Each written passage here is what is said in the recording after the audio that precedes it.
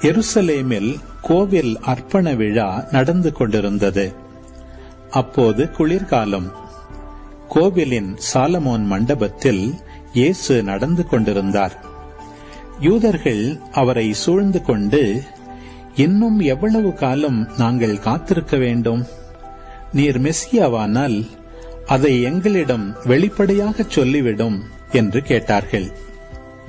இயேசு மறுமொழியாக, நான் உங்களிடம் சொன்னேன், நீங்கள்தான் நம்பவில்லை. என் தந்தையின் பெயரால் நான் செய்யும் செயல்களே எனக்கு சான்றாக அமைகின்றன. ஆனால் நீங்கள் நம்பாமல் இருக்கிறீர்கள். ஏனெனில் நீங்கள் என் மந்தையைச் சேர்ந்தவர்கள் அல்ல. என் ஆடுகள் எனது குரலுக்கு செவிசாய்க்கின்றன. எனக்கும் அவற்றை தெரியும். அவையும் என்னை பின்தொடர்கின்றன. நான் அவற்றிற்கு நிலை வாழ்வை அளிக்கிறேன். அவை என்றுமே அழியா. அவற்றை எனது கையிலிருந்து யாரும் பறித்துக் கொள்ள மாட்டார். அவற்றை எனக்கு அளித்த என் தந்தை அனைவரையும் விட பெரியவர்.